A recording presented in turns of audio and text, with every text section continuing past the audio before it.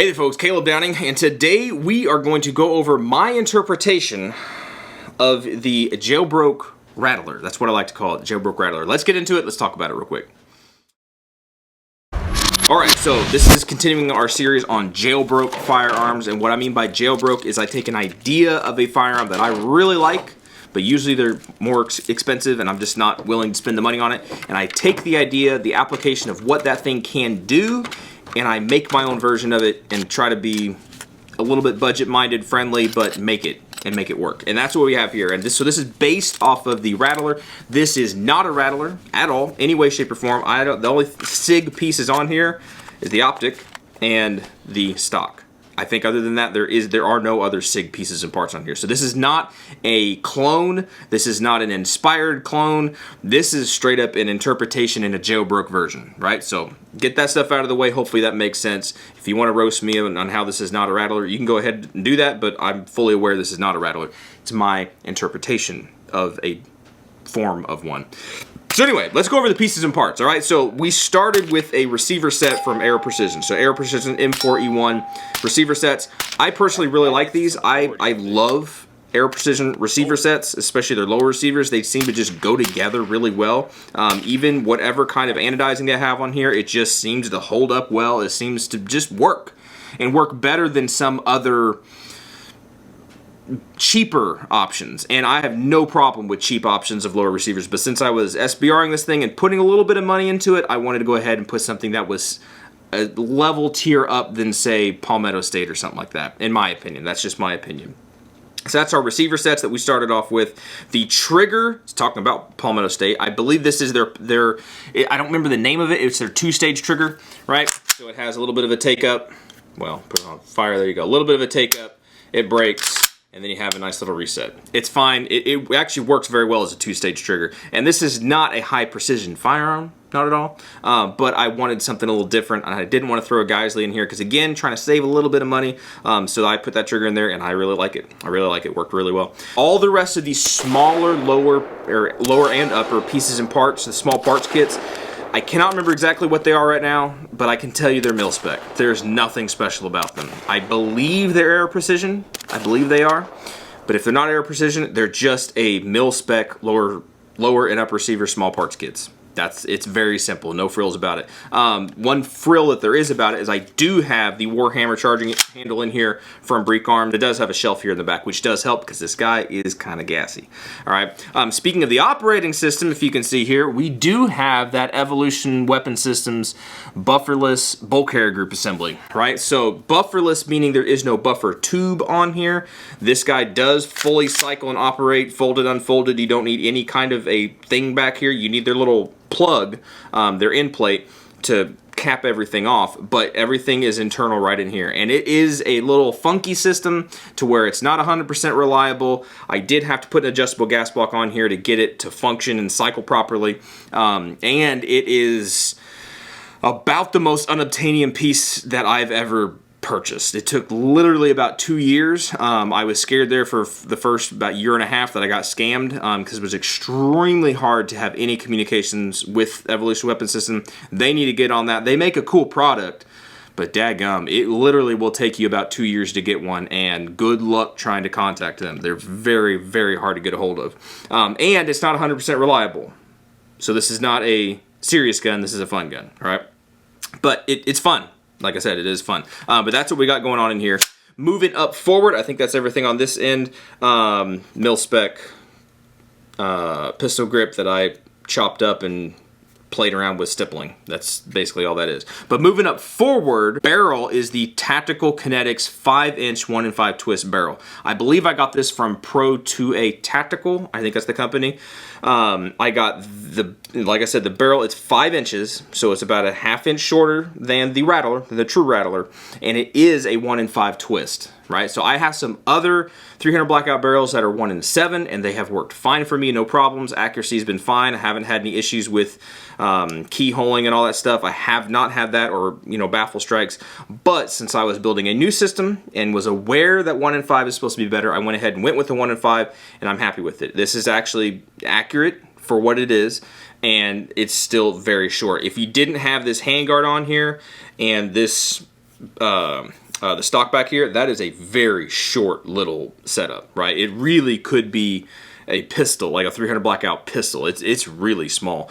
But since I wanted to run this guy with a suppressor most of the time, and I did not want to have shoot this guy unsuppressed, I went ahead and opted for a longer handguard. So this is a 9-inch Seekins Precision handguard, and I got it's I can't remember the exact internal diameter. I can't remember exactly, but it was large enough to fit most of these larger suppressors. Like a Nomad will fit in here. This is an R30 from KGM, and they fit in here fine. There might be some scraping sometimes a little bit. It's a pretty tight fit, but it fits in there. I mean, as you can see, it fits in there and works just fine. It's about as tight as you'd want to get without running into some weird issues. So that's the handguard that we have. The muzzle device, like you just saw, that's Chemo. And then I did put an adjustable gas block on here. I do not remember exactly the make and model of the adjustable gas block. It's a simple one that I put in there to just set it and forget it. If this was an exposed gas block, I would definitely opt for like the Rifle Speed modular gas assembly. They have a weird name for it, but the Rifle Speed one, that guy works really well. But I didn't want to do that, and I just wanted to set it and forget it, basically. Streamlight light, and then we have a Romeo, make sure I say this one right, the Romeo 7S. I really like this because it has the AAA battery instead of a weird funky other battery, and this guy has worked. He's worked very well. I got it just trying to try something else because I usually use Hollisons, but I wanted to try something else, and it was on sale. It's a good deal. The mount is a knockoff. It's a knockoff for sure because I wasn't going to spend the money on it, but I am a true believer of these high sights or sight mounts, but it's a knockoff, make sure I say it right, of the Unity Fast mounts. Very high, it's very tall, but it actually has integrated iron sights in it, and for what I use this thing for, just playing it and having fun, it works well. I like the more heads up kind of shooting, right, to where you don't have to knuckle your head way down in here. You can basically just bring the gun up to your eye, and it is a whole bunch of stuff. You go watch the videos on that if you really want to know why people use taller mounts nowadays. There is a reason to it. It looks kind of stupid sometimes, but it actually works. I think that's pretty much it, except for the stock. This is a Sig stock, so this one, I think it's their Minimalist skeletonized stock. I believe it's the shorter one. They have one that's like an inch longer. It's basically the same thing, it's just an inch longer. I didn't really know one way or the other, and I got this guy used and I got a good deal on it, so I went ahead and got it. Subs.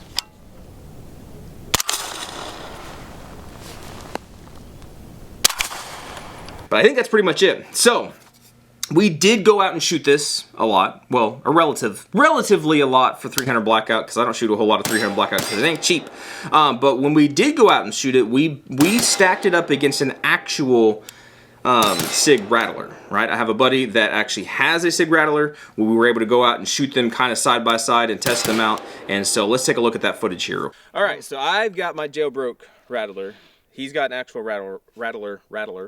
We're gonna do sub super. Same can, opposite systems, all right?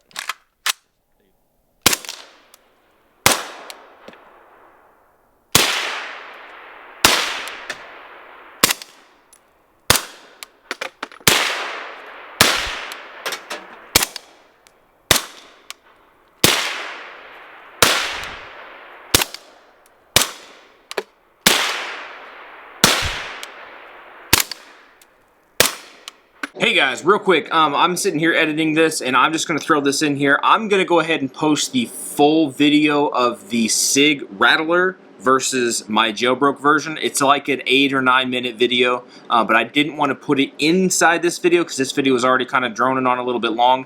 So this is going to be kind of 2 parts. If you want to see a straight up comparison between the Sig Rattler and my version, my JailBroke version, then go look at that video. It's going to be linked down below. It should be linked down below if you want to go see that. So if you want to check that out, go check that out. Let's carry on with our actual video here. All right, so as you can tell, hopefully you can tell, it was pretty dang apparent after reviewing the footage and everything. His Sig Rattler, for whatever reason, is definitely quieter. We're using the same ammo, right? We were using the same suppressors. His is a 1/2 inch barrel length longer, but his is also it's the Sig system, right? Their short stroke gas or short stroke piston system. This guy's direct impingement. So that might be the main reason why mine was a little bit more barky and his wasn't. Again, same ammo, same can, so that's really the only difference. Something else, something was different there, right? I will say this guy is a little gassy. Maybe it's the...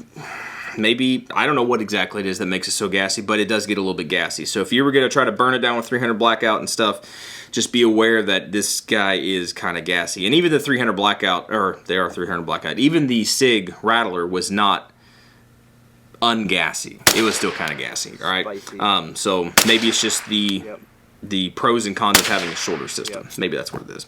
So anyway, guys, that's a quick little look at this. Hopefully it was kind of quick. Hopefully I didn't drone on too long. I think it's fun to get just your own interpretation on different kind of firearms. We did one on my version of the Q Sugar Weasel, and I built, that's another 300 blackout that I built. I really liked it. It was a fun project putting stuff together, kind of making a look-alike, you know, from 100 yards away, it kind of looks like the right gun. But then once you get close to it, it really doesn't necessarily look like that. This guy, it doesn't necessarily look like a Rattler at all. Handguard's all different. Everything's pretty much different. But it is a shorty 5-inch 300 blackout. That's really fun to shoot. Especially with subsonic, it's really fun to shoot. Supers, this guy does even kick a little bit more. It's a little thumpy. Again, it might be the recoil system and everything. But I love shooting this guy with 300 blackout. It's a lot of fun. So anyway, guys, what do you think? Is this stuff a waste of time? Is it fun? What kind of firearm do you just envision? Like, man, that's a fun firearm, but man, I just do not have the funds to go buy it. Maybe I'll just try to build one. What's that gun for you, right? And don't be scared to build it. Who cares? Whatever the haters are going to say, let the haters say what they're going to say. Go build your gun the way you like it. Use the stuff that you want to use on it. Use the weird height optics and stuff, and just have fun. That's one of the awesome things about being able to do this. Just build your own stuff and see what you like and what you don't like, all right? Anyway, I'm going to stop rambling. Y'all be good to be safe. Appreciate you guys watching, subscribing. Hopefully you had fun. Hopefully it was interesting, all right? And hopefully we'll catch you guys in the next video. See you.